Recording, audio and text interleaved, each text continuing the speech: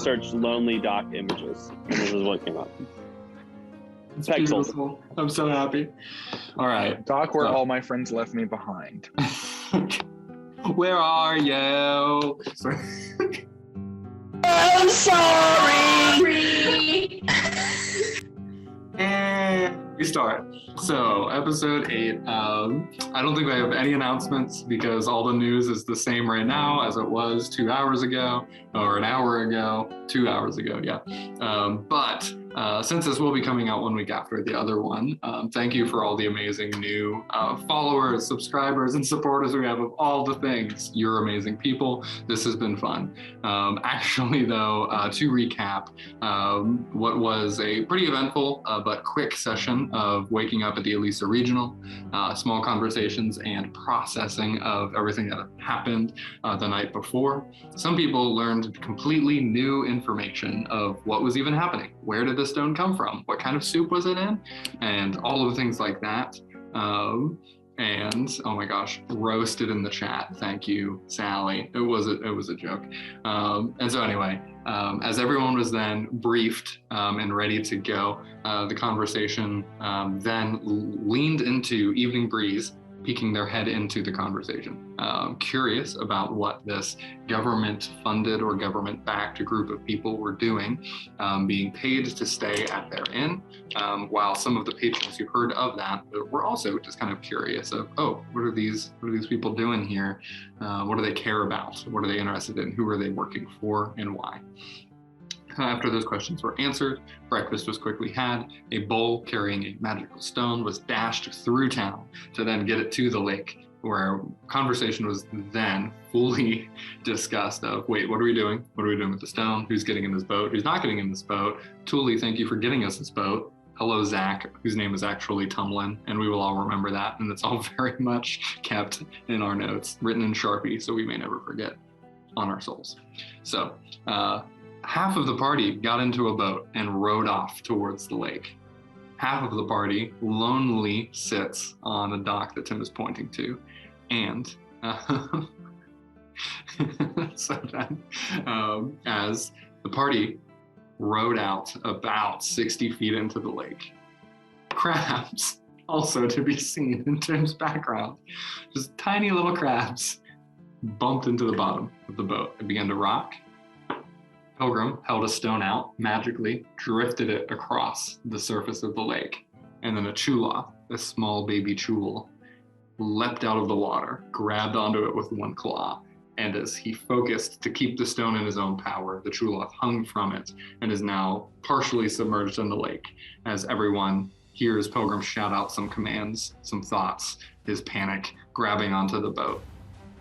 And with that, first thing to happen comes to Misery. As you sit in this boat, you look over to Pilgrim, whose eyes are staying focused on his stone. And I am not comfortable. I am gripping the boat. I am straining like my life depends on it. Okay. Gosh. Real time right now. Depends on it. Here's my 6 seconds. Well, first thing I'm going to do is I'm going to give Bardic Inspiration to Pilgrim.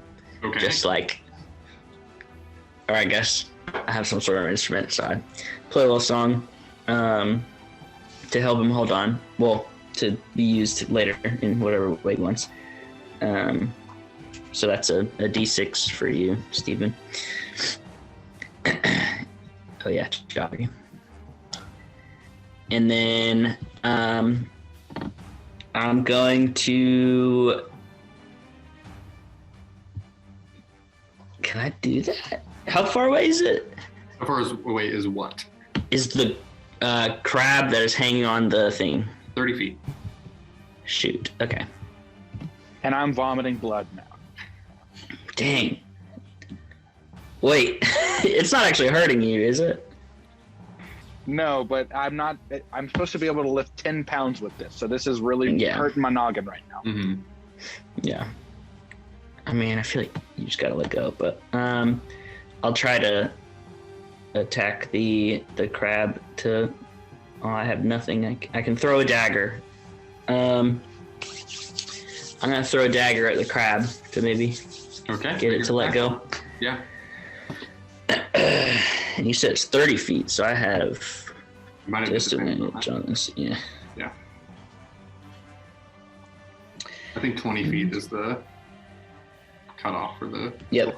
It's 20-60. Yep. You have disadvantage. Attack roll on the. How many daggers do you have on you? Is it just the one? I think I just have. No. I think I just have one. Yeah. Yep.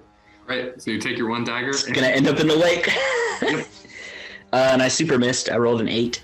Great. And something else way higher, but an 8 was disadvantage. So Misery locks eyes with Pilgrim and sees the panic and the focus that Pilgrim has. Reaches for a dagger, sees the Chulop, and just and it plops into the lake about 20 feet towards it. But before doing that, Misery does, give you a little bit of hope in his encouragement of you that you, Pilgrim, would do okay. Anything else, Misery? We've got action and movement. Yeah, that's it for me. Hanging on the boat. Okay. Nowhere to go. From the shoreline on the docks, you see a glint of metal in the sun this morning as a baby crab creature hangs from a stone, and a boat full of the rest of your party looks over towards it. Anything that you can do. You're muted. Give me the distance again.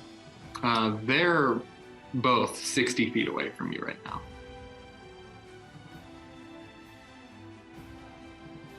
I mean, no, not really. I don't have anything that reaches that far.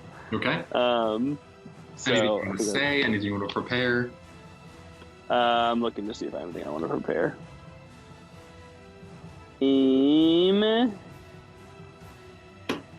Julie, you're up next, by the way. I mean, my boomerang goes 60 feet, but do I get any disadvantage if I try to throw it that far? No, that's the range that I think that should be the range that it goes just fine. It's 60 and then 120 in parentheses. Yes. So that means you're going to get just at the edge of its normal attack range. You're able to attack. Yeah. Okay. So Cicero reaches into his bag, digs through some things, sorts out some vegetables to then find buried deeply underneath his trusty boomerang. Do I have any background with knowing what types of sounds these creatures don't like? Make an animal handling check, just based off your own history of living by the lake, and just to see if in doing that you've ever been able to find something. 17. 17? Yeah. You've been able to kind of just isolate some type of vibration sound that at a correct frequency and at this place that if using what, thaumaturgy, or is that what you're No, I was thinking about magical tinkering my boomerang before I throw it out there with the sound. Okay. Magical tinker. Okay. Yes. And so you're not magical tinkering it right now, but you have previously used your tinkering to create this sound in it, so that it does it when you throw it. Gotcha. Right. So yes, your boomerang already makes a sound, is what I'm saying. You don't have to actively make it do that, but from your experience of living by the lake, your knowledge of interacting with some of these creatures or just trying to get them to stay away from you, that you've got a sound kind of programmed into your boomerang as it flies that sometimes has made them go away. So well, then I'm gonna throw my boomerang out there.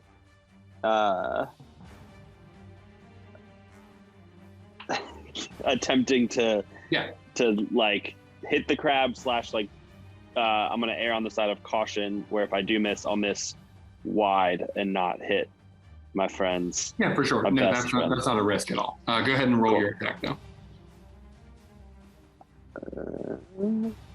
23. Okay, great. That definitely hits. And then I'm gonna make a saving throw from the Chulop. rolled significantly low, but go ahead and roll your damage first, and we will get there. 4. Okay, 4 damage. And then with that, okay, so you all can hear as this boomerang is released from the dock, those of you that are on the dock, as soon as he releases it, a little faint bit of light and a slight trail of magical energy comes off of this boomerang, and then it just goes, and you can hear this sound kind of winding up with it as it spins and it goes. It smacks into the side of the Chulop and it hits it, and then as soon as it hits and the boomerang starts to fly back, the Chulop lets go of the stone. Pilgrim, you relax as immediately the energy that you've been putting forth to maintain it right where it was becomes easy to you, and the Chulop then disappears down into the lake for a moment. Your boomerang comes back to you.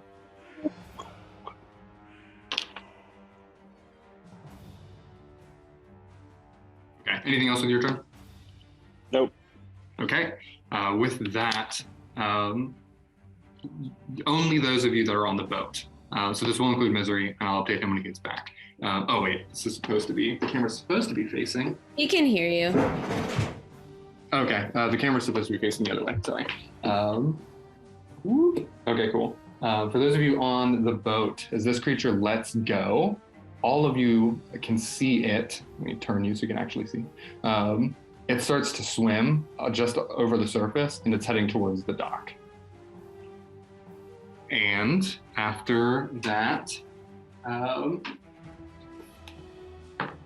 you all also start to see a much larger version of that start to appear there.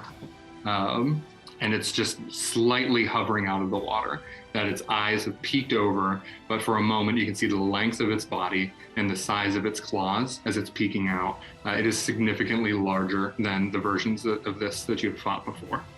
After that, you can also see flanking it just behind is another one of the smaller versions of it, which is not in camera view. Okay. And after that, Gwen, you were up, and then Lorelith, and then Pilgrim. I think I'm up next. You're entirely right. I skipped Tuli. Tuli, you were before all of that stuff happened, but you can see this creature starting to approach the dock as well. Okay, is the creature submerged? Half. You can see the top of it as a bit of it is over the surface of the water. Can you tell me a little bit about like what's behind me in terms of distance to shore? Is there a place that I could move to that's like off the dock? I know we're 15 feet out. Yeah. So if you're talking about just going to land off of the dock? Yeah, hypothetically. Right. If you were to do that, you could run back the 15 feet, but then you're starting to run across more of the dock side that at this point, like nobody has really noticed what's going on yet, but there are still some of the fishermen and people maybe at that 60 to 80 feet away on a further part of the dock as well. But there's plenty of space for you to retreat back and be more landlocked if you wanted to be. How far wide is the dock? 10 feet. Or do we have to like move around? Not much space at all. Yeah, you've got 10 feet across. So two of you could be shoulder to shoulder just fine. If I were to be using my quarterstaff in this area, would I hurt someone sitting near me? No. Okay. I am going to attack the crab that's approaching us with Firebolt. Okay. And I'm going to aim for its little crab eyes. Yeah. Roll to hit.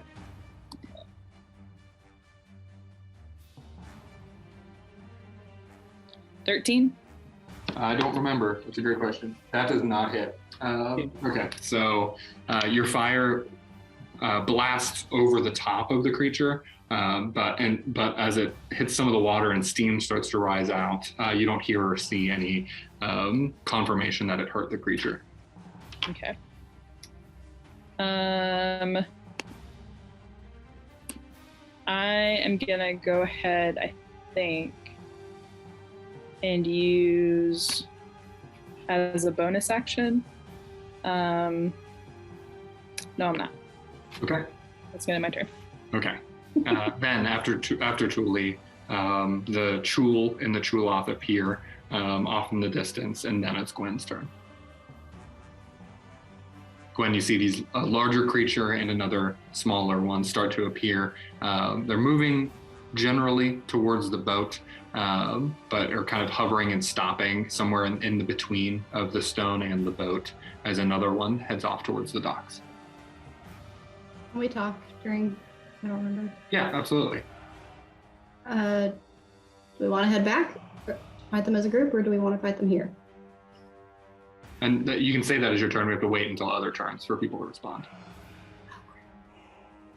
So, you ask. I just wait for a really long. They're moving generally towards the boat, you said, but not like. Yeah, it's kind of in the middle. The boat. It's kind of in the middle where they're heading in the direction of the boat, but still then it's kind of in the middle of the stone and the boat, and you're not really sure exactly what they're heading towards. Okay, and the stone is still being held by Mage Hand. Yes, that is the stone right there.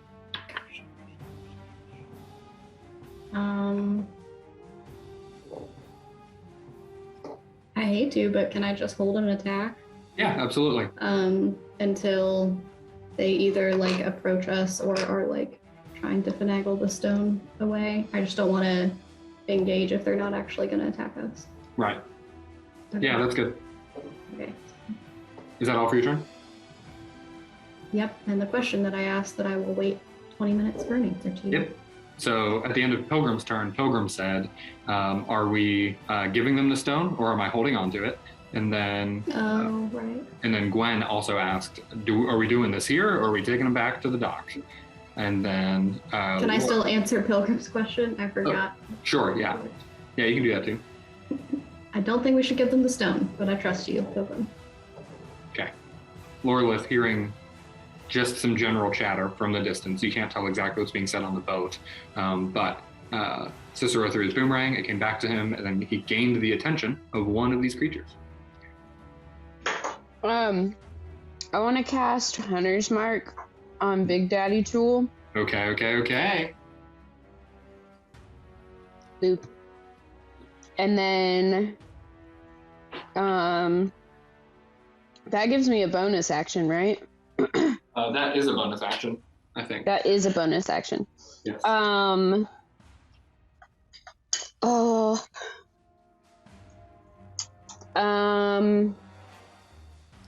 is what the spell is, right? The spell itself says bonus action. Yeah. I think I'm also, I have my longbow ready, but I think I'm not going to do anything until they start attacking. Yeah. Okay. So I think that's the end of my turn. All right, so Lorelith mutters some elvish words under her breath, which then extends, you can see almost like a breeze carrying leaves and flowers kind of flows from her. And as that extends across the lake, Lorelith, you know that attaches and kind of molds you and bonds you to this creature that you have attached your mind to. And then you draw an arrow back and are just holding and keeping your eyes focused on where's the danger, what's happening. After Lorelith is Pilgrim. Okay. So once the stone was freed from the grasps of the Chuloth, I'm going to, I kind of want to move it in almost like an arc. Like I'm turning, that I want to make sure that this little big crab, I want to kind of like intentionally swing it in front of its field of view, but I also want to kind of move the stone high enough off the water that a crab can't just hop out and snatch it again. So I'm moving, and while I'm doing that, I want to just communicate. Is the stone a part of initiative? If I ask it a question, is it going to be able to respond to me? Yes, if you ask it a question, it will be able to respond to you through Mind Link, you can assume. But yes, also initiative just means we're slowing down time for different people to have their moments. And so, yes, like within that, the stone would be able to respond, of course. Okay. Well, I'm going to say, through my link to this stone, I have seen your considerable telepathic powers at work. If I release you to these waters, can you make these creatures stop? Okay. It doesn't respond immediately, but you can continue with the rest of your turn as well. Okay. I'm not attacking these things. Anything that I would do are just kind of like those actions and bonus actions. Right. So, if I have one more bonus action, then I would just take that action to start to grab the trap thing. Okay. Which Misery had?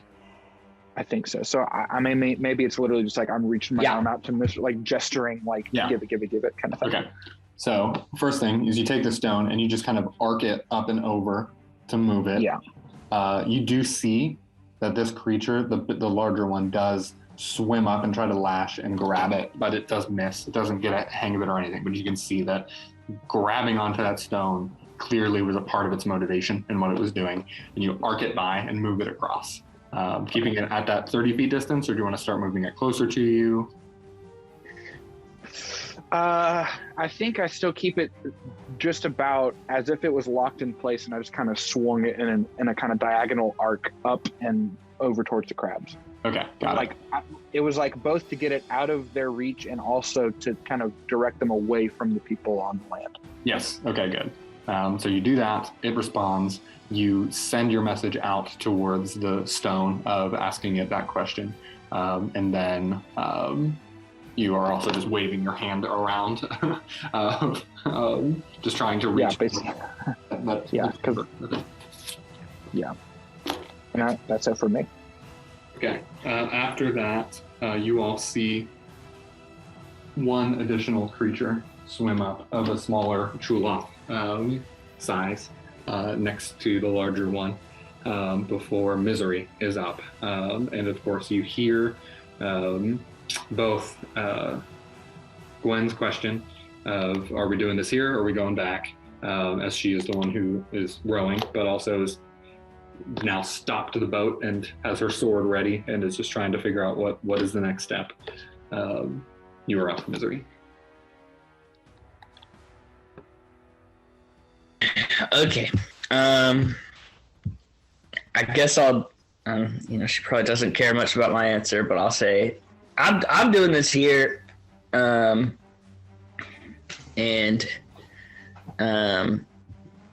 see. Where are the three Chuloths in relation to each other? Are they close together? Oh yeah, they're within 5 feet of each other. Okay. I'm going to cast Sleep. Alrighty. Right in the middle of the group of them. Go ahead and roll your dice. Yeah, 5d8. Jeez. Bonk.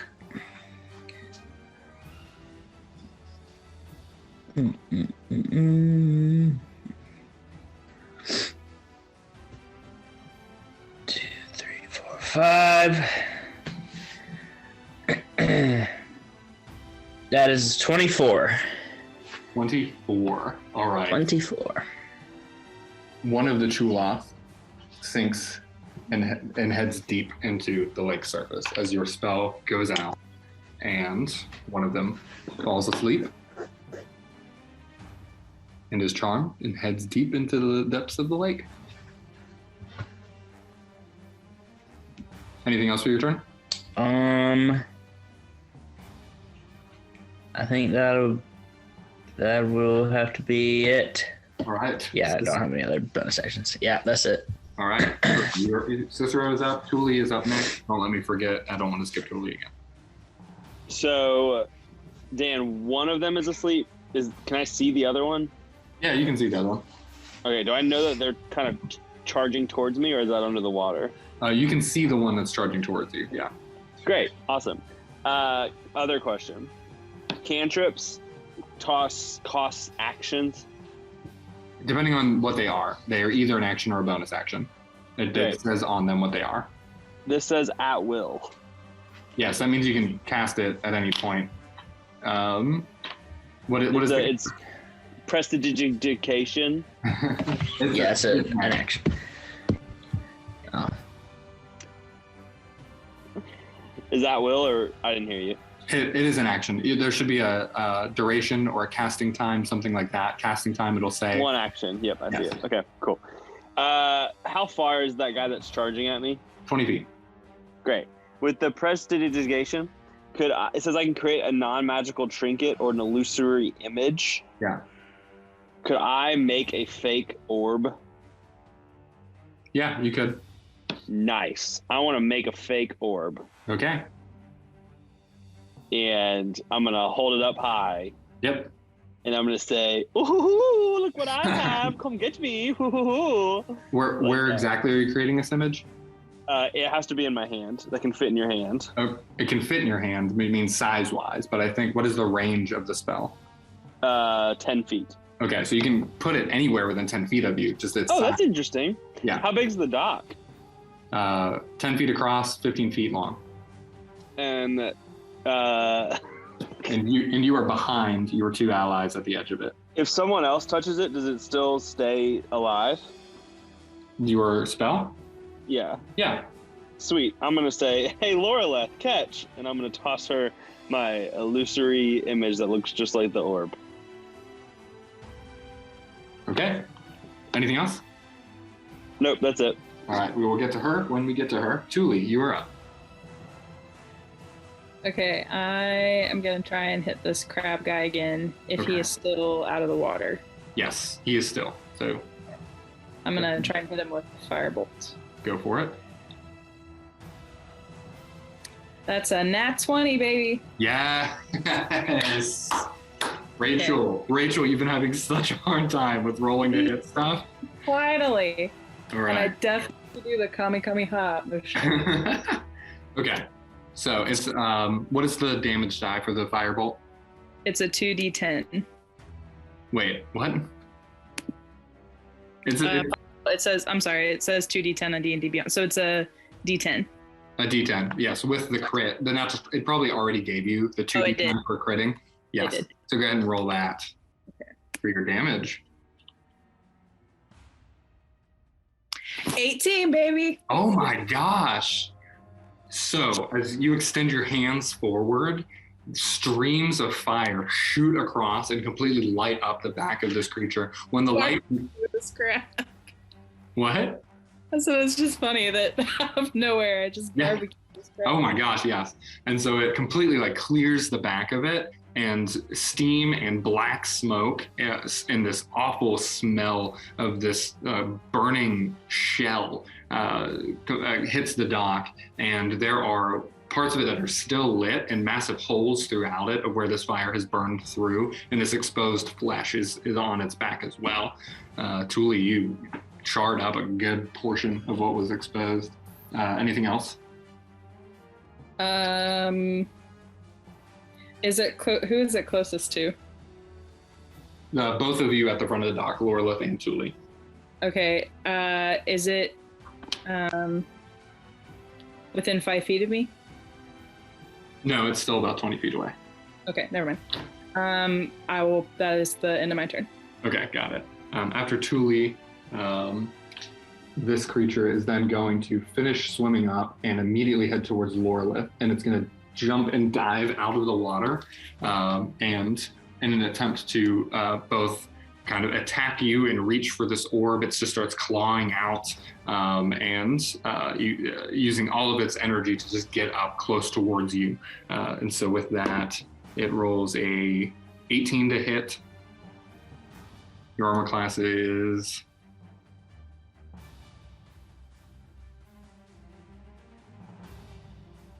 It's sorry. No, you're good. I can pull all of this up too.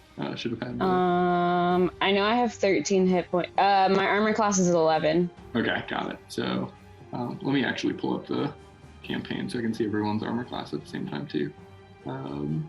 Okay, so with that, my d4 is here. Okay, its damage to you is this 3. It does 3 piercing damage to you as the claws starts to reach out. And it goes like kind of through this magical image of an orb and just grabs onto your like wrist as you were trying to figure out what is this image, what's going on, and it just starts breathing and clawing out towards you, trying to get it. After that, do I get any kind of opportunity attack? Because he kind of went by me to Lorelith, or no? it went by you, but it didn't go like outside of your range. It's just now entered your area. So if anything ever leaves your range, you get that option. But no, not right now. Okay. And so then this creature, the large one, is then going to turn and just start to swim over towards the stone, which you said you were keeping it kind of at that same height, but arcing it across and around. Where did that end up? Pilgrim. Sorry. Where did the arc of the stone end up? Yeah. Oh gosh. I mean, I would say that from where I was looking, I probably only rotated like 45 degrees. I just wanted to get the attention of the bigger crab. Yeah. So I mean, it's still 30 feet away from our boat and probably like 10 feet above the water now. Okay. Question. Yep. Do I get an opportunity attack? An attack of opportunity only happens if something leaves your melee range. So I will generally let you know if you have that option when that comes up. Cool. Got it. So with that, the creature's going to try to jump out 10 feet of the lake to reach the stone. Which is a very difficult task. Does not roll high at all. But you do see the large version of this thing reaches out of the water to then attempt to grab the stone and then dive back under. With that, this other one then starts to follow its smaller companion and head off towards the dock as well. That its attention seems to be on the people at the dock. And so that is that one's turn, and that one's turn, bringing us to Gwen, and then Lorelith, and then Pilgrim. Was I able to see that it hurt Lorelith? Yes. But that's also my group of friends, so I probably can't throw a javelin at it. You held your action to do that, you're right, and it did attack. So if you have something that you'd like to attack with at 60 feet away, you can. Would I be at risk of hitting my friends, though? Yes, they are pretty well clustered together. Yeah. Well, my javelin is like 30-foot range. And then the 120 in parentheses means like disadvantage, right? Yes. So you're not feeling too good at your ability to hit something that far away? Yeah. I miss being an archer. How far away is Big Daddy Chul? It is now, if you moved around in the boat, it could be about 10 feet away from you. Okay. But he's definitely showing interest in our stuff. So, yeah.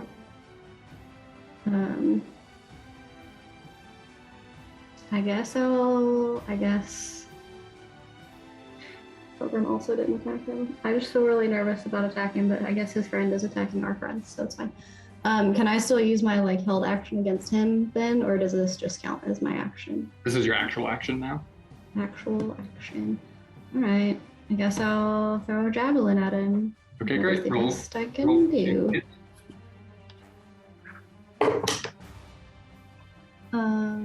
13. 13 total? Yeah. Okay. That does not hit. It hits off of the shell and flies into the lake. You can also mark one of your 3 javelins as used. Oops.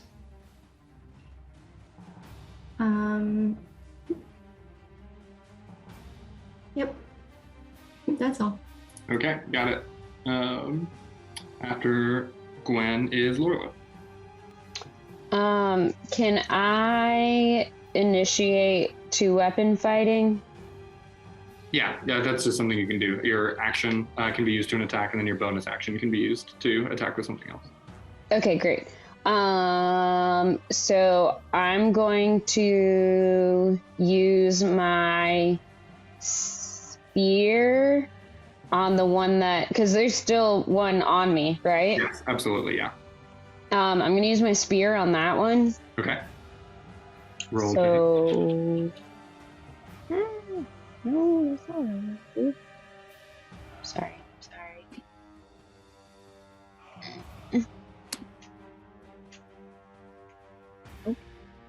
Spear. Joey, how do I roll it in D&D Beyond? Oh, the button. I got it.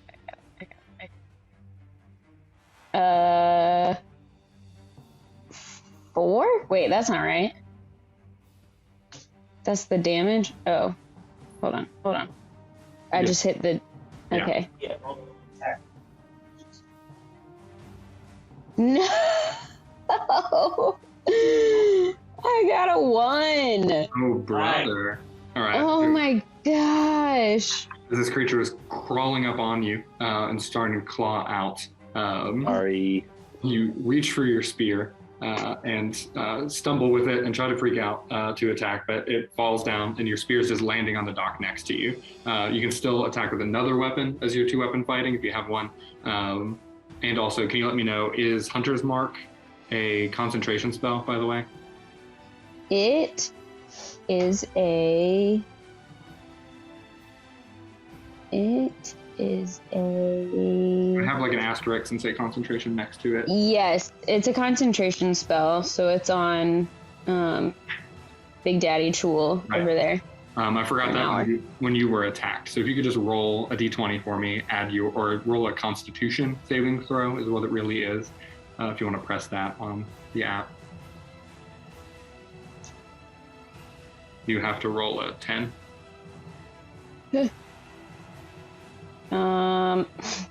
Cool. I rolled a 2, so. Okay, so you do drop your Hunter's Mark. And no! you also drop your spear as this creature is attacking you. But if you have another weapon you'd want to do your 2-weapon attacking, you may. Okay. Yeah, I'm gonna use. I guess I'm gonna use my I was gonna use my longbow on Big Daddy Chul, but I guess if my Hunter's Mark is gone, then it doesn't really matter. Okay, I'm gonna use my dagger on the one that's on me. Great. Go ahead and roll to hit with that. And also, for 2-weapon fighting, it has to be melee for both. Like, you can't stab something and use both hands for the bow. So it's kind of like a 2 melee interaction. So the dagger would be all you'd really be able to use anyway. So Got it. Okay, I rolled a 13. That is just shy. No! And so your spear comes up and it slips out of your hand as you're panicking to try to figure out what's going on as this creature jumps out of the water and jumps onto you. And then your dagger comes up and you try to slip it up in, but the front of it has not been burnt up or exposed. And so you're still hitting that really hard shell in the front and you cannot slip it in between anything to get any damage out of that. Pilgrim, you are up.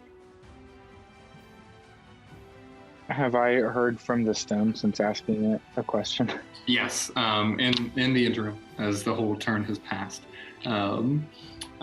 you asked, if I put you in the lake, you can tell them to stop, right? That's what you had asked. Yeah, basically. They bow to our will and will do whatever I tell them. Well, that's not good. That does not mean they're going to make it stop. Oh, golly. Oh, geez. Okay. Hot dog. All right. Shoot. Okay. I'm going to start to bring it closer to the boat, and I'm going to ask it another question. I'm not being very exciting, but I'm just focused on this stone and these crabs. But I'm bringing the stone kind of toward, like, intentionally leading, I guess, Big Daddy Chul and the gang, towards our boat. And then I guess we never resolved if Pilgrim handed me the trap or not when I was gesturing towards him. Yeah, I don't think he spent the energy or time to look for it and hand it to you. So that's still not Classic misery. Okay. All right. Well, okay. And then I'm going to out loud say, Misery, I need you to trust me and I need you to hand me the trap. And then I'm going to, I'm not bringing the stone all the way back to us, but I am going to bring the stone like halfway. It's like 15 feet from the boat. How far? Is it? It's currently about 10 feet from the boat. Well, geez. Okay. Yeah. In that case, slide this over a bit. I'll get that back where it needs to be. It's like right here as you arc it around to go this way. A portion of the boat there is pretty close. okay. I'm staring at my door and visualizing 10 feet. Okay. Yeah, I'm going to keep it exactly where it is. And then I'm just going to mentally say, I have one final question for you, and then I will release you to be with your brother. Who put you in this husk stone? That's my question. And then I did my mental question to this stone. I did my out loud question to Misery. And I'm still waving my arm at him to put the trap in my hand. And that's it. Oh, what was your question to me? Wait till your turn. Misery. Oh, okay, actually, that's better. That works better. Misery, it's now your turn. Okay, I hear Pilgrim's question, and it is, as it echoes in the lake. Will you? Oh no! What was your question? You're gonna have to wait till my turn. Oh my god. He wants you to hand him the containment chamber. Oh, he did say. I guess that makes sense.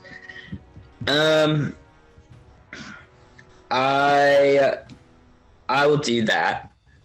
Okay, that's free. You're able to do that just fine. You Okay, take the bag, sweet. Pull it out. You hand it over.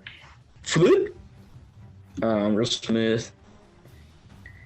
And sweet. I guess. I'm gonna look at the Big Daddy one and make a big old. How far away is that one? That's He's not that like, far. 10 to 15 feet away from you. Perfect. Yeah. I'll viciously mockeratize it. And what do you say to do that? I say, bro, is that a Big Daddy Chul or a small little baby drool? And it is mocked. Is it a wisdom saving throw for that? Yeah. 14. All right, you rolled an 8, so he fails. Stick 1d4. So he takes some psychic damage and has disadvantage on his attacks next turn, I think. Cool. Yeah, he takes 1 damage, 1 psychic damage, and disadvantage on the next attack roll. Okay. Ding. Which they haven't attacked yet, have they? Right. Whatever. All right, so he gets pinged with 1 psychic damage as you stumble over it. Oh!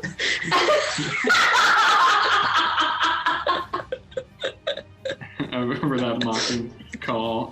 Cicero, you were up. Cool. So just so I understand what's going on the dock, one of them is attached to Loreleth's arm. Yeah. And the other one has gone after the fake orb. One is attacking her and kind of going off after her. Another one is approaching. It's not quite at the dock yet.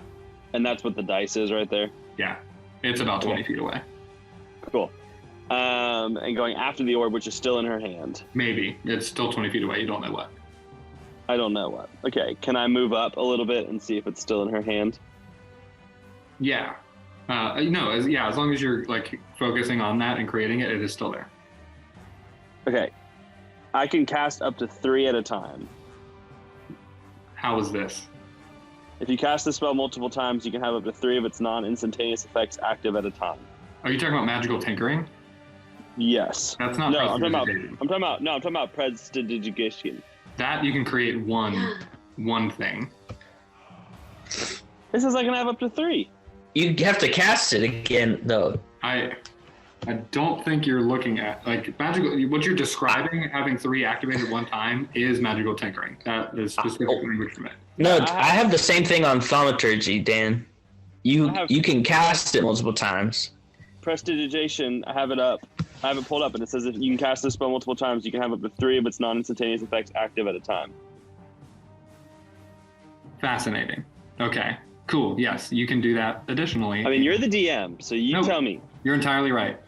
You've created that orb, and it's an image of it that is kind of floating and hovering near Lorelith. You couldn't like actively move it or do anything with it and another one. So it would just kind of have to sit there while you're focusing on another piece, but you could create another orb and do something with that too. Okay, so if I create another orb, that one would go away or it wouldn't go away? Nope, it would not go away. You can maintain. Cool. I would like to create another orb. Okay. Where are you putting that? I'm going to hold on to it. Okay, great. 20 feet away. You're moving 20 feet away? No, I thought I was 20 feet away. No, the other one is 20 feet away. Gotcha. Yeah. How far am I from Lorelith and this other one? Yep, you're right here. You're 5 feet, right behind Lorelith, who's right here. Who's here. One of the crabs is attacking right next to her, and then this one is 20 feet away. Okay. I want to be far enough away such that it can't hit both of us at the same time, but close enough to be tempting. Okay. You take a step back. Okay. I'm going to make another orb. Now, it's an action to do that, so you did that already. Yes. Yep. Yeah. Yep. So I'm going to make another orb, move back a little bit, and then I'm going to say, yoo-hoo, I have one too. Okay. After Cicero is Thule. You now have one right next to you as you all are all clustered up and another one on the way. Okay. I'm going to attack the one that's right next to us. Okay. With? I'm going to use Unarmed Strike. Okay. And I actually have 2 of those on my D&D Beyond stand. I'm going to do the one that has a better... Yeah. To hit. Yeah, whichever one has +3. It should be like +5 added to it or something right now. But that does hit. Okay, and then 1d6 plus 3 damage. I'm gonna roll that now. And that is 7 damage. Right, that kills the Chul at the edge of the dock. And so, as Thule was the first to heavily damage and burn this, and then it climbs up, Thule then thrusts a hand out towards the chest of this creature, and where 2 of the shells overlap, she's able to push her hand in between and gut it and just push through enough to stop its organs, to stop its heart, and it just falls off of her hand and slides into the lake underneath. I do the Kill Bill 5 palm. Which I'll now replace that with this because it looks better. And that is your action. Anything else? No. Okay. 2 of the small ones down. After Thule is a dead Chula. It is done. All right. Now, the big one turns and starts to swim over and grabs onto the side of the boat and pulls up to then start to climb in. I need everyone to make a dexterity saving throw if you are on the boat. That boat is a dangerous place to be. We're talking Gwen. We're talking misery. Man. Good thing someone convinced you that you would be more helpful not in the boat, huh, Cicero? I got a 20. Fantastic. Pilgrim? It's a 3. Okay. Dang. Goodbye. Gwen? 21. 21. Okay. Pilgrim, Nice. Also, 21. since you're falling out of the boat, Pilgrim, if you can make a Constitution saving throw for me to maintain your concentration on the stone. Oh, gosh. Just get higher than a 10. It's a nat 20, baby. Okay. All right. So My brain's good. the boat, Never let it go. the Your boat body rocks, sucks for your brain. pulls forward, Big boat brain rolls energy. backwards, Just kidding. and Pilgrim falls out of the boat on the opposite side of where the tool is. Dang. But Neither of us can like react to throw a hand out. We had to save ourselves. you're focusing on keeping yourself steady and staying in the boat. And so as he falls off backwards, Save yourself. Pilgrim is able to still focus on the stone. You still have your attachment and connection to it. What was your other question that you had asked the stone?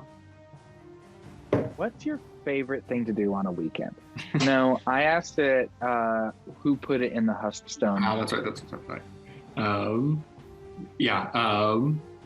That question's not answered. You get silence still. You fall into the lake. You don't get a response after that. And your mom calls you and tells you she doesn't love you anymore. Swims over. Yeah. all the stones at the bottom of the lake say you're adopted. I don't know what's happening, but the smaller tool comes up to Lorelith. Same fashion as the other one. And rolls a 21 to hit. So you take four piercing damage from that one's claw as it starts to come up, and it just grabs onto your ankle and then starts to pull and just kind of tears into your leg a bit. After that, we hop. Oh, wait. I'm so sorry. I'm out of order here. I think I have a turn. Yeah. No, you're out of order. This whole courtroom's. Yeah, I went out of order. He wasn't supposed to go yet. No. That one fell asleep. That one's alive. I did that right. Okay, yeah, you take that damage, and Gwen is up next. It would be an action to reach for Pilgrim. Like, that would be a choice, right? Reach for Pilgrim instead of take a swipe at Big Daddy Crab. Yeah, that would be an option. You could run to that side of the boat and try to pull him up in, or you could go and fight the larger crab. Okay, I'm gonna shout to Misery, you take the crab, and then I run to try to grab Pilgrim. Okay, got it. Make a strength check for me. Just get higher than a 12 and you can pull him up in.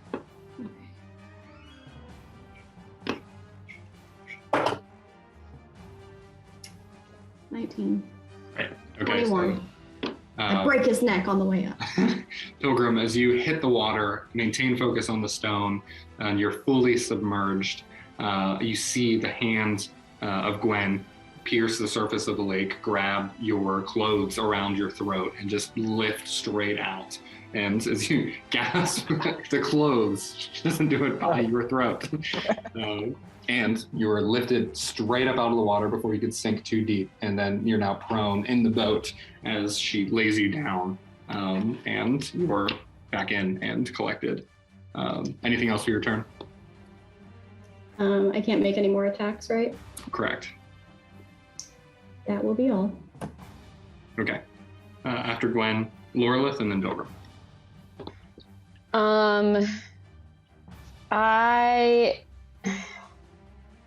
Can I get rid of this fake stone that's causing all of these crabs to attack me? Is there anything I can do? It's kind of am I just- hovering in space. Like as you let go or not even holding on to it, it is staying in place right in front of you. I'm just at the mercy of Cicero deciding to help me at this point. Yeah. Great. Cool. I'm going to then, out of the sake of trying not to die, because I only have 5 hit points left, I'm going to cast Cure Wounds on myself. Okay. Go ahead and roll your healing.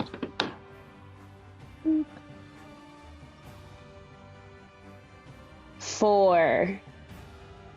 Was that plus your wisdom? It automatically added all that, right? Yeah, it should have. Yep. Okay, so you heal 4 hit points. Great. And cast or mark a spell slot for that as well. Yeah, I did. There we Great. go. Okay. Any bonus actions or anything else? I mean, I don't have any other bonus actions at this point, do I? Okay. So Pilgrim. Because I don't have any more casting spells. I can't Okay. cast anymore. Got it. Pilgrim, it is up to you. And you did not get a response or any type of voice in response to your question.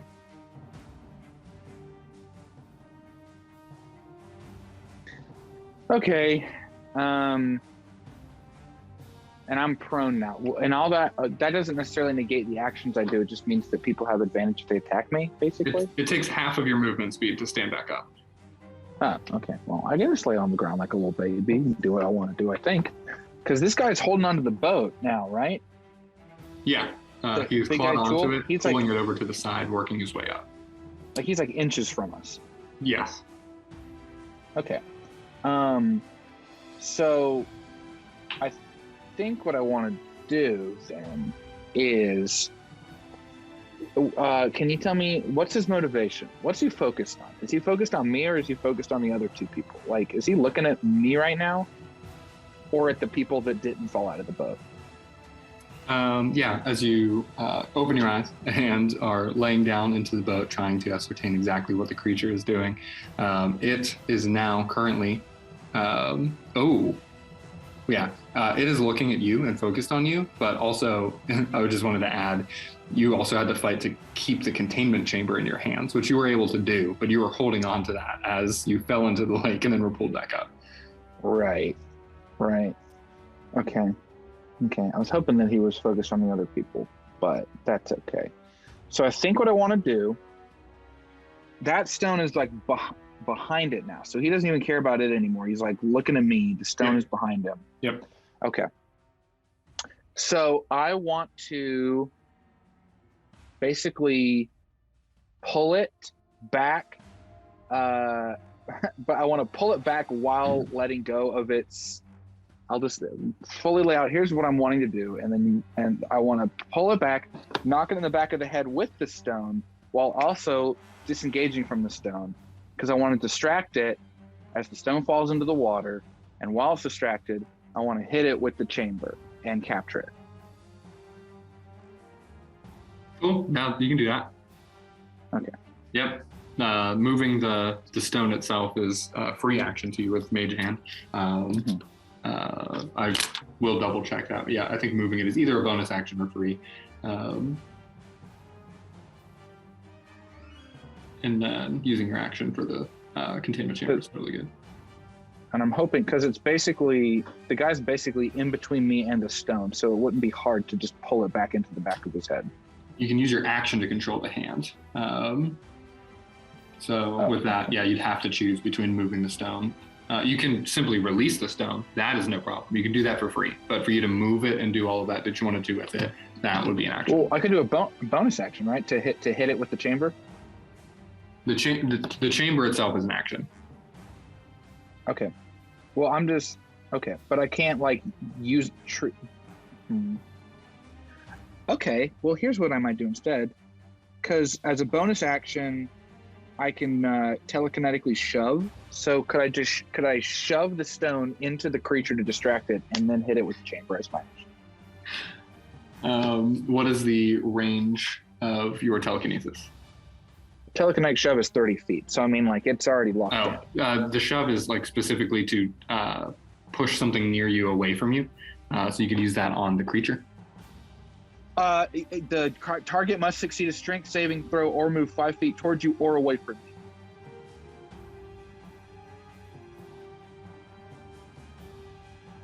you. Okay.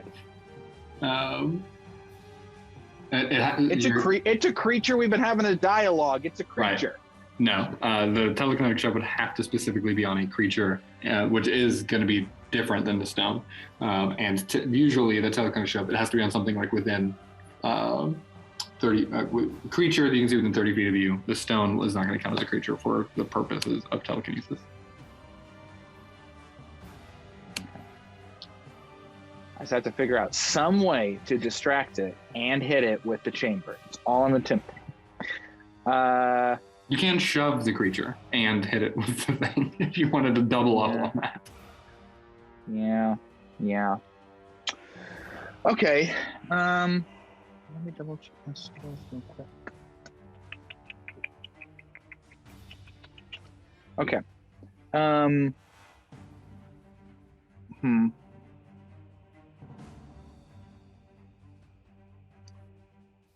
Yeah, okay. So if I said something to the creature, it wouldn't react in real time. I would like, because my other thought was that I could use Mind Link and try to whisper like behind you and make it look around and then hit it with the chamber. You were totally able to do that if you want to. Okay. So here's what I'm gonna do. I'm gonna do performance. What? And I'm gonna try to imitate the sound of the stone and whisper in the mind of Big Daddy Chul. Okay. And I'm gonna say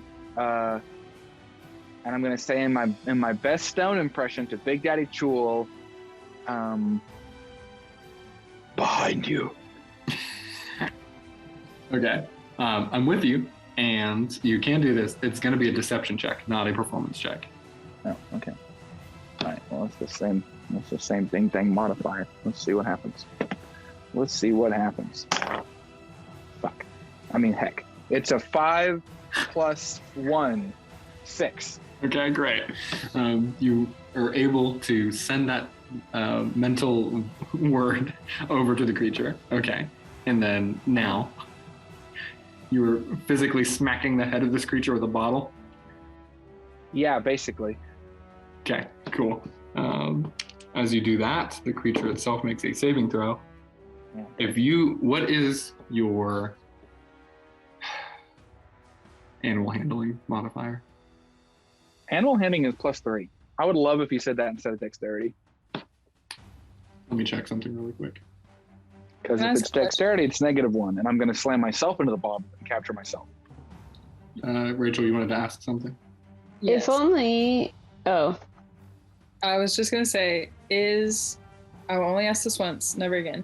Yeah. Is mentioning Joffrey to other players considered meta? No. Okay, I'm just gonna throw it out there at any point, Steven. Joffrey. Can I use? Oh, I can use Joffrey on the. We use it once per 2 sessions, right, or something like that. Right, and this is session 2 of today. But Okay, well. But this is also a saving throw, so it's a roll made by a different creature, not you. Oh well, I was gonna say, what if I use Joffrey on the deception? Oh, okay. Yeah, you could if you wanted to. You could put that up. And Joffrey has his own magic dice that I don't have access to right now. Right. So you're good to drive over here. Yes, we will pause the session.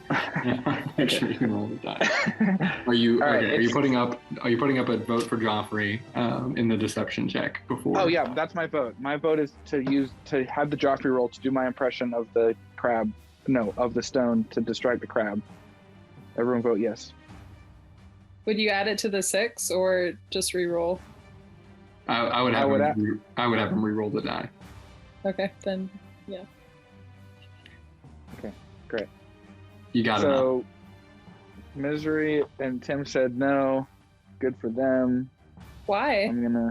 I guess we can debate. Well, We'll talk about that later. Anyway, Steve. So I'm just re-rolling my d20. You are. Okay. And then you add 5 to it. And I add 5 to it. Yes. Okay. Plus my deception modifier. Yeah. Okay. Well, it was a 5 again.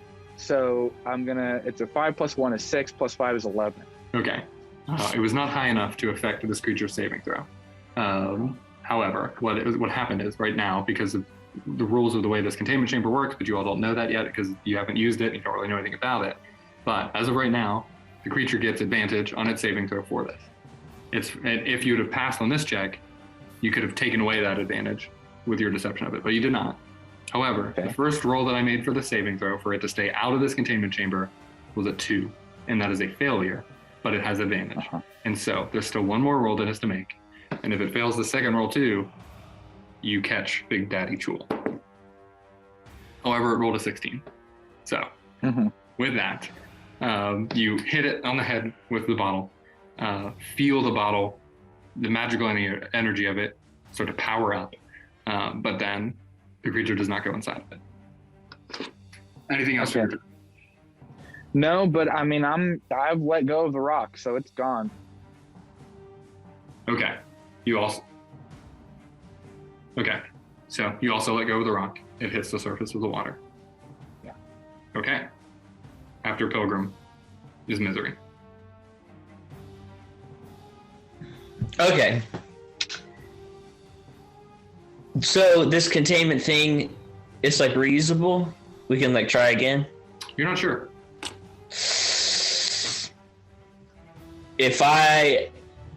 Yeah, I mean, he has it anyway. Pilgrim has it. All right, so I'm just gonna. Okay, great. Okay, here's another question. This, I want to cast Thunderwave. Okay. The whole cube sweeping out from me. Yep. Is that I have to be the center of the cube, or can it just be my front? Oh, I gotta be the center? Oh, yeah, it would affect everybody in the boat. Okay, never mind. I like my friends. And they would all get obliterated with my amazing spell casting. I think I want to grab the bottle. Can I grab the bottle and use it in the same turn? Probably not. No. Because of all the time and interaction it would take to get it and use it and all of that. That's a lot. It is currently being used in the time of what's happening. Oh yeah. Okay. Well, the thing is on our boat, so I'm gonna stab it. Stabby with my rapier. Okay. Roll to hit. That's my +4. Gosh. That's a 9. Right. Yeah. It does not pierce through the shell of this clearly large and powerful creature that is now making its way onto the boat. Anything else? No, just remind Pilgrim that he has Bardic Inspiration. Okay. Throw. From the floor. Love you. Can you switch the camera around, Dan? Yeah. Thank you, sir. So, all right. What's going on here with...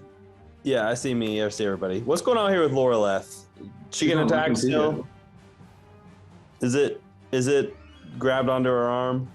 Her ankle. It's clawing up and attacking her. And she has spent her focused energy and time healing herself as she has taken on a couple of hits. Great. How big is it? It's like the same size of the ones that you all saw previously during the festival. And it's about 6 feet, maybe a little bit taller. Cool. I am going to charge after it, attempting to tackle it with myself into the water. Okay. Go ahead, and this is your attack roll. It's your action. And I'm going to use lucky as well. Well, let's see your first roll first, because you get to choose after. That's what I was asking. What do I do? So would I do a unarmed strike? This is going to be this is going to be like a strength attack. So D20 plus strength and proficiency. Okay, so it would be +2. Okay, cool.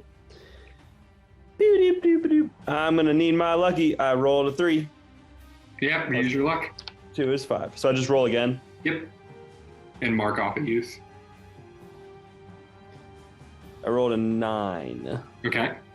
Plus, there's a 9 total? 9 total. Okay. It rolled a natural 20. And so, I will say, because it rolled a natural 20, that as you launch forward and try to hit it, it uses its claw to brush you aside as you land into the lake off of the dock. I shout on the way down. I shout, "Sorry!" As this orb of light floats right in front of Lorelith, and her disappointed face looks down at you. For the record, I also took my orb with me into the ocean. Would you like to maintain the one that is by Lorelith? You can drop it if you want. I said I have to have an action to drop it. You do. Okay, then you used your action to leave. So, no, I would, but I can't. Yeah. Okay, I'm going to attack the Chuloff with unarmed strike. All right. Roll to hit. 22. That definitely hits. All right, rolling damage. 9 damage. Amazing. Okay, and then I'm gonna, as my bonus action, I'm gonna cast Flurry of Blows, Yep. which is a spell from my normally a monk thing, but it's the applied school that I am in. Yes.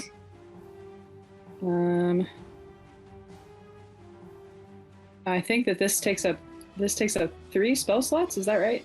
No. You have how many? It takes a level 1 spell for you to cast that. Okay. But now, as a bonus action, you can do another unarmed attack using your abilities that you have. I can make 2 unarmed as this bonus action. Amazing. So I'm gonna do that. Okay. Okay. I'm now going to do the first one. Roll to hit 15. That hits.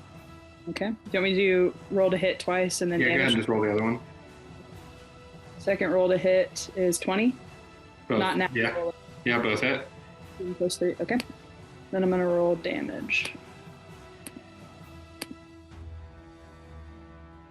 6 plus 4, so 10 damage. Okay. Yeah, you were right. That is supposed to be 2 unarmed strikes as a bonus action. I misremembered that, so you're great. That was a 10 additional damage, right? Yes. And plus your original 19 damage as you all see Tuli step forward, focused in on herself, and then 3 quick chops towards this thing that cracks open chest armor that it has and just is pushing through weak points of where this armored plating relies on being defensive is now weakened and busted open from these strong, intentionally placed hits. But it's still alive. After Tuli, that Chuloth is gone. Big Daddy. Okay. Steven, I would like Pilgrim to make a strength check for me as this creature reaches down, grabs the bottle in your hand, gets a claw attached to it, and tries to rip it out of your hand.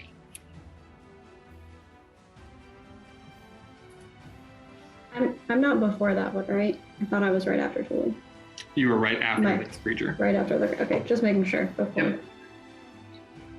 Okay, so the way that Bardic Inspiration works is that I can add a +6 to whatever I roll. A D6. So you can roll a D6 and Sorry, add that's what what you I roll. meant, yeah. Add a D6. Okay. Okay, it's a 13. 13 total? Mm-hmm.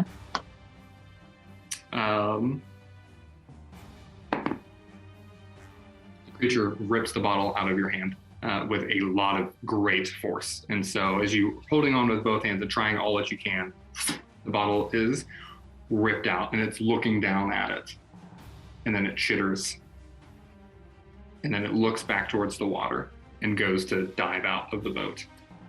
At this point, anyone in the boat could make an attack of opportunity.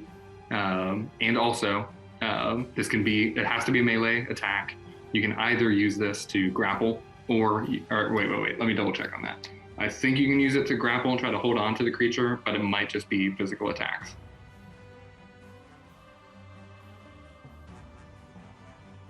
Mm-hmm.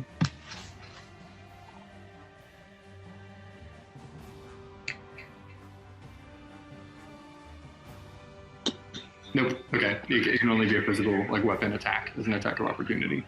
For But all 3 of us can do it, right? Correct. I got an 11, which is not good enough. Right. So Joey's rapier glances off of the top, normally a piercing weapon. Somebody's echoing really bad. But the rapier, yes, glances off of the top of the shell, is not able to pierce through. Other people, Pilgrim and Gwen, you both could also make melee weapon attacks as your reaction. But not a bonus action, right? Right, this is just a reaction. Yeah. It's another 13, which doesn't hit, right? 13 total, correct. So your sword glances off of the side, the rapier glances off of the side. Pilgrim, would you like to attack as well? I'm sure. Sure, why not? I didn't hit it, so that's it. That's all there is to it. Okay, got it. And the large tool dives off to the side, down towards the stone that was released, and heads into the depths of the lake. After that, Gwen, your actual turn is up. Okay, so it's in the water now. It's not like leaving the boat. Correct. It's now about 20 feet away from you, heading into the water, so it's starting to get murky.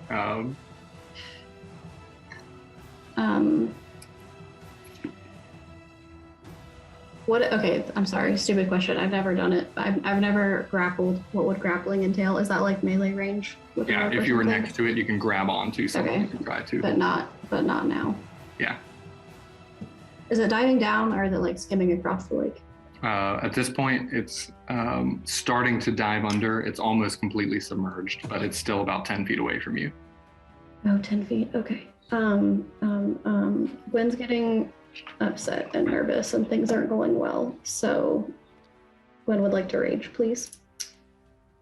Okay. At this point. Ooh, that looks horrible. What do you say anything as part of this rage, or yell out, or what does raging look like for you? Yeah, I just like. I don't. No, I don't think I yell or anything. It's just kind of like. It feels very dramatic to Gwen, but probably not to anyone else. Just like an exasperated, like sigh. But she feels very intense. Okay. Oh man, I'm really thinking about jumping in after it. I need to make a decision. When is Raven thinking? How does jumping 10 feet relate to walking speed? Yeah. So your entire movement speed can be split up between like jumping into the water and swimming. Which swimming speed is then going to change if you have a swimming speed. But between your leaving the boat and swimming and how far this thing is from you, you could use all of your movement to catch up to it. And I will also add the stone, which it is not grabbed onto at this point. Yeah. So I can't like jump onto its back 10 feet, but I can. You could. Between jumping and swimming, you could get to its back. It wouldn't just be a leap onto its back. You could. I don't know if you could jump 10 feet. You could try to jump 10 feet. Could be cool with it. Could be. Right. If you would like to, but it would take an action for you to try to jump that far. No, that's okay, because I want to stab it. Okay. I just want to try to get to it as quick as possible, even if that means jumping in the water. And I'm going to try to stab it with a longsword. Better work. Okay. Do I need to do anything for my walking speed is 30? No. How do I know about swimming speed? Yeah, you get in, you move, you do all of that. You can go ahead and make your attack roll. Natural 20 plus 4. Amazing. Definitely I'm hits. so pleased. That's perfect timing. Roll your damage die twice, add your rage modifier, add your strength modifier. Do I go over to this? Sorry, it has 1d8 plus 2 and 1d10 plus 2. Below it is 1d10 plus 2 when I'm raging. 1d10 is when you use both hands to do it. Okay, which I'm just using a sword, so. No, you can. I'll very plainly say this. You could choose to use both hands in this attack, which would be the D10. You'd be holding onto your sword with both hands. Oh yeah, I pictured when jumping onto this thing's back, like. Yeah. Okay. I was going to say the other option is as part of this is if you did one-handed, that would leave a hand free, where you could possibly also, as part of this maneuver, get close enough to try to grab the stone too, if you wanted to do that. Well, that probably makes more sense because I already. Yeah. Okay, I'll do that. So I'll just be adding the +2 strength weapon thing, right? D8. But adding to it, it's just going to be +2. I haven't raged in so long. Okay, so you roll your D8. You roll another D8 because you crit. You're going to add your strength modifier, and then you add 2 because you're raging. Well, that wasn't good. This D8 was 2 1s. I'm not a fan of that. Okay. I asked you if these dice were good. Okay, so 2 plus 2, 4. Okay, that's only 6. That sucks. Okay, but Wait. Yeah, that's right. yeah, you deal your 6 damage. You dive into the Oh, water. You yeah. are attached to next to the jewel as you pierce it with your Yeah. sword, and enter the water. If you would like to, because you all have been kind of back and forth on if we want the stone, if we want in the water, it's up to you. What are you doing with the stone? I know that Pilgrim didn't mean to drop it, right? You don't know. Oh, I'll try to grab it then, I guess, if I don't know. Okay. Yeah, that was a disappointing amount of damage for a crit. I'm sorry, team. Just simply as you're hitting the water and trying to see and kind of break through, just make a perception check for me. And as long as you get higher than an 8, you're fine to see and grab the stone. Yeah, 15. Okay, great. So you jump into the water with the creature, you pierce your sword in deep, and start to twist and use that to hold on. You reach your other hand past where the jewel is and you grab onto the stone. We're gonna end. Can I remain? Okay. Yes. Yeah, you are. Can I keep the sword in the crab? Yeah. Okay. You are kind of attached to the crab, being able to move with it as much as you want to, and are attached to it. You grabbed the stone from within the lake, and you pull that back and hold it close as you dive into It's the just lake. that you're adopted stone. It's not even... Pilgrim in the boat.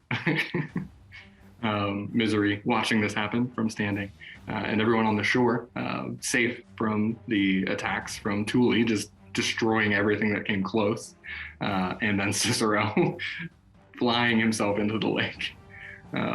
As this chaos all happened this early morning, where the fishermen, having a normal day, look out and observe a carnival of fun. That is where session 8 will end, as we then see what happens next.